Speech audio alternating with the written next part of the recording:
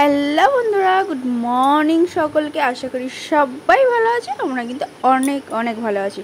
তো দেখো আজকে সকালবেলায় আমি কি রান্না করব সেটাই তোমাদের সাথে শেয়ার করব। প্রথমেই দেখো আমি কিন্তু এখানে চালটা ভিজিয়ে রেখে দিয়েছি। আমি চালটা ধুচ্ছিলাম যেহেতু, সেই জন্য ভাবলাম তোমাদেরকেও সাথে শেয়ার করি।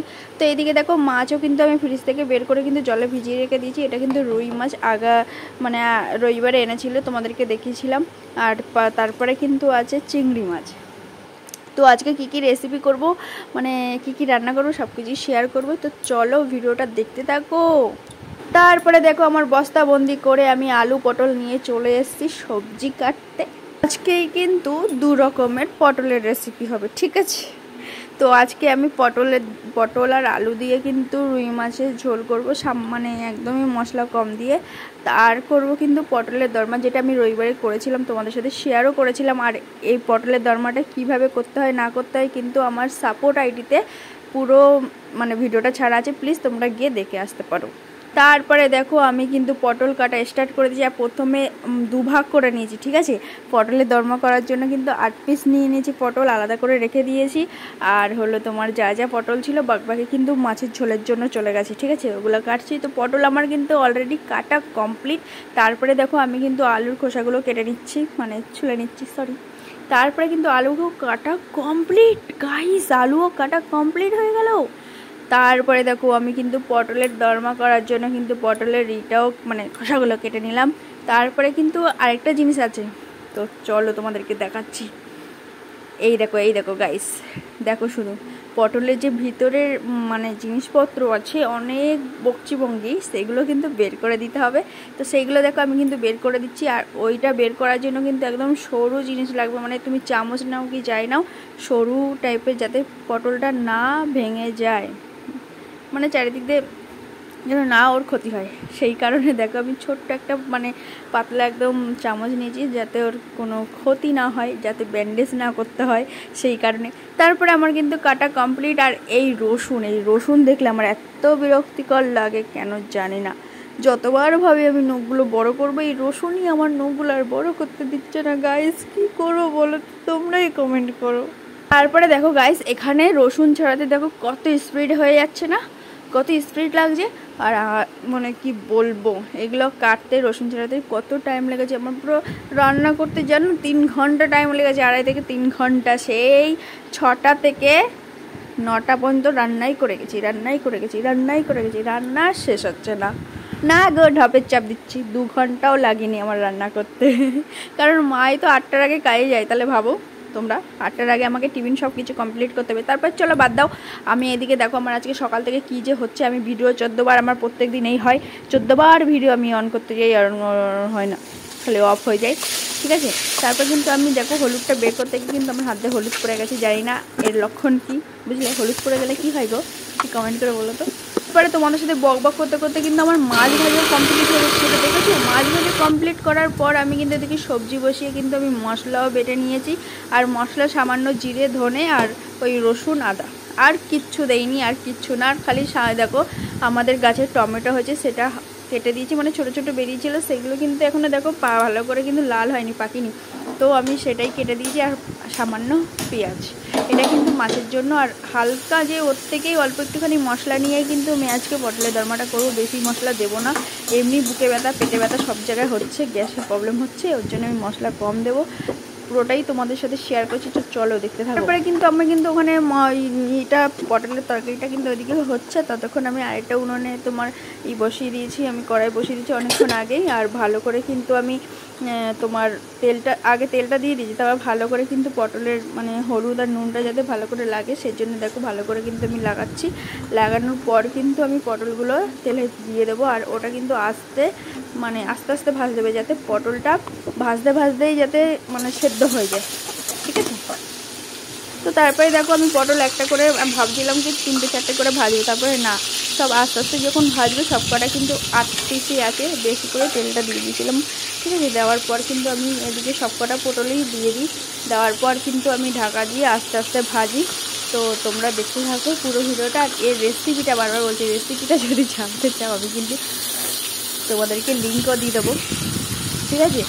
লিঙ্ক থেকে তোমরা প্লিজ একটু দেখে এসো, আমার সাপোর্ট আইডিতে কিন্তু আছে এই রেসিপিটা।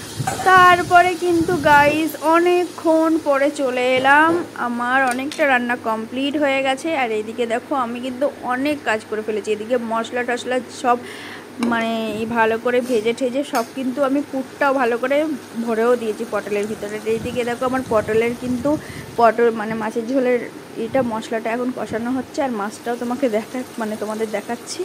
আগেরবার ভালো করে অন্ধকার মানে আলোটা ওই দিক দিয়ে উল্টো সাইডে ক্যামেরাটা রেখেছিলাম, আলোটা ভালো করে আসছিল না, সেই জন্য কিন্তু আবার দেখাচ্ছি।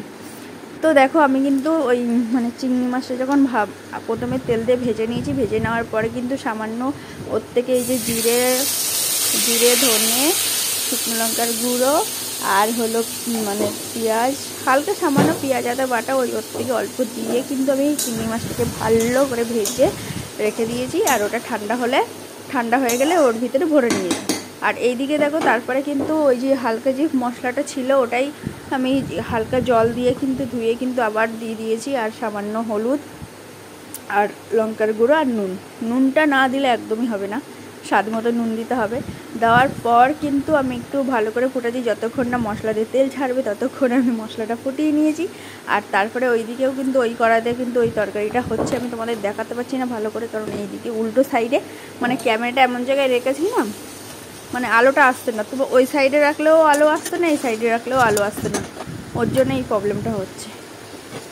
তারপরে কিন্তু গাইস আমার রান্না পুরো কমপ্লিট হয়ে গেছে। কি মজা, আমার কিন্তু রান্না পুরো কমপ্লিট হয়ে গেছে। আর এখন দেখো আমি কিন্তু গ্যাস অফও করে দিচ্ছি, দুটো গ্যাস। আর এখন আমি তরকারি ঢালবো, সেটাও তোমাদের সাথে শেয়ার করবো, তোমরা দেখতে থাকো গাইস। এই দেখো আমি তরকারি মানে প্রথমে মাছের ঝোলের তরকারিটা ঢালছি, সেটাও তোমাদেরকে দেখাচ্ছি, কি মজা। তো আমার কিন্তু মাছের ঝোলের তরকারিটা কিন্তু কমপ্লিট ঢালা। তারপরে কিন্তু আমি ঢালছি কিন্তু কী বলতো পটলের রেসিপি। এই রেসিপিটা খেলে আর কেউ অন্য রেসিপি খাবেই না। দেখো দেখো দেখো দেখো আমি কিন্তু রান্না করতে করতে আমার মুখ ঠুক এই ঘামে না এগুলো না, আমার মুখের দাড়ি বাড়ি সব একদম জ্বলছে, পুরো একদম জ্বালা করছে, চুলকাচ্ছে, কি যেন কে জানে, এই গরমে খুব অস্থির বোধ লাগে। তো এদিকে আমার কিন্তু কমপ্লিট হয়ে গেছে ঢালা। আর আমি একটু ভালো করে কড়াইতে যে মশলাগুলো লেগেছে না সেগুলো ছাড়বো না, সেগুলো আমি করং করং করং করং করং করং করে সব আমি রেখে দেবো।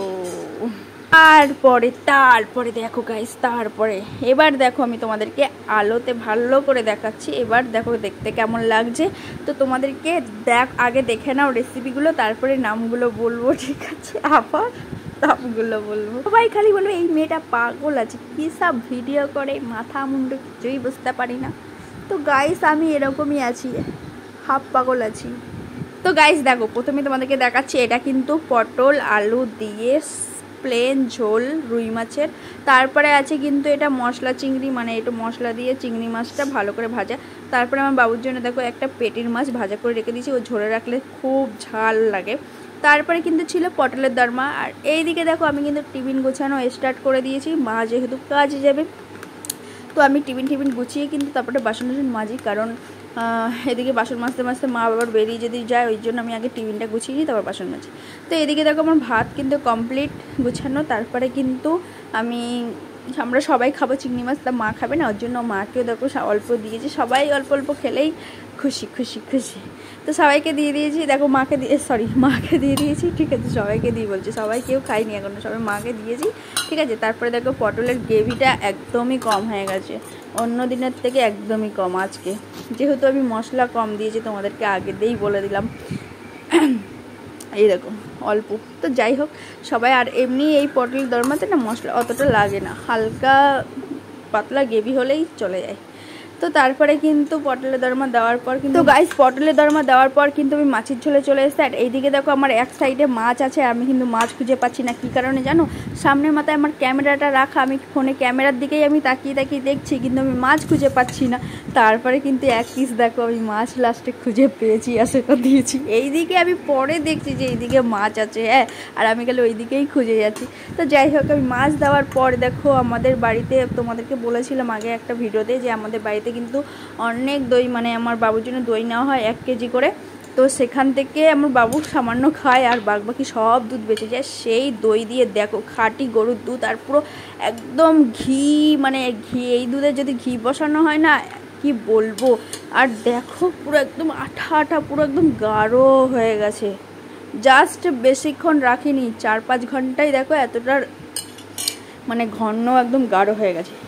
তো আমার দেখো সব কাজ কমপ্লিট হয়ে গেছে। এই ভিডিওটা কিন্তু এই পর্যন্ত শেষ করছি। আর আগামীকাল দেখতে হলে আমার চ্যানেলটাকে তাড়াতাড়ি সাবস্ক্রাইব করো, আরও ধামাকা ধামাকা ভিডিও আসতে চলে যেত। তো ভিডিওটা কেমন লাগলো প্লিজ কমেন্ট করতে কিন্তু একদমই ভুলবে না। Tata, bye bye.